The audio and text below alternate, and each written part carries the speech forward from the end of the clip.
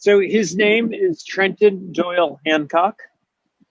He's about 46 years old. He's originally from Paris, Texas.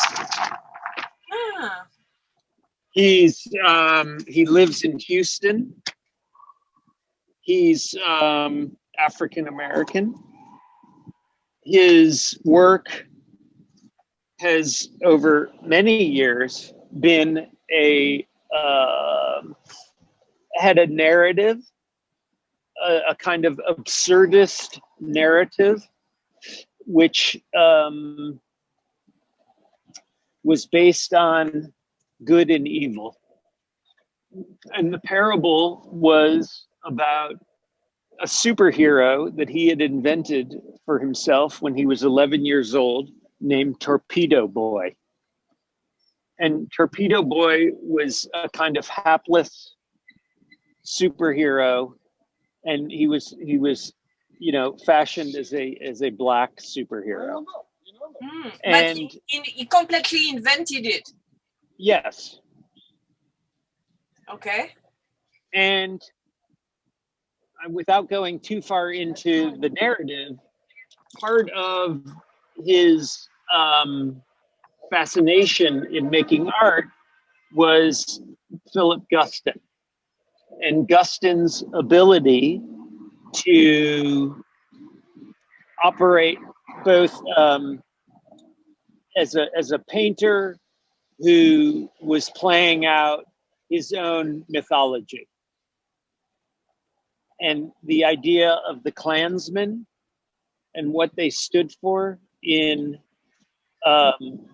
Guston's life took on a very specific meaning for Trenton, because Trenton grew up in Paris, Texas, as I said, and he, in his family's lifetime and in his lifetime, there were lynchings in parks in his hometown. Wow. And he recently was awarded a prize as being like a distinguished citizen from his town by the NAACP, which is the National Association of Colored People. And when he was there, his grandmother was telling him stories about what happened in Paris, Texas when he was a child, and why they didn't go to certain parks, because there were lynchings there as recently as 1980. Wow. And so what Trenton began to do was he conceived of a series of works which was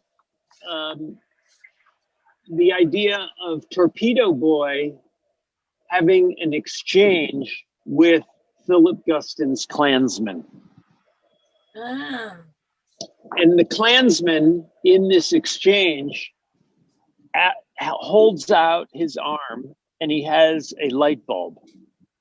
And, the light bulb was obviously a big significant thing for Guston as a metaphor for the idea or enlightenment or, truth.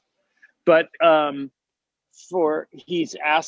Klansman is asking Torpedo Boy to step up on this stool that's between them and to screw the light bulb in.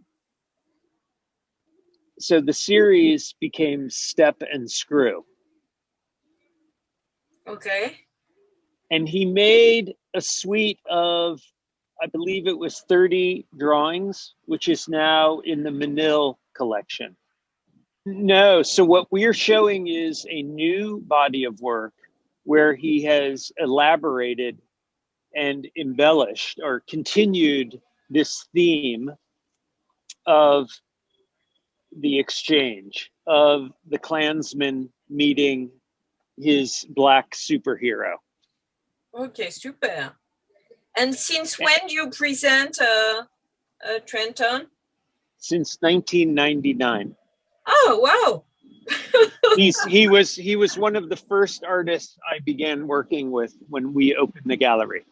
Oh, wow. Okay. And at that time, he was the youngest artist in the Whitney Biennial that year. Oh, super. Okay. And one other really kind of interesting and salient point that is worth mentioning is that culturally, and I don't know how you say this in a sort of delicate way, but being from Texas and being Black has its own very distinct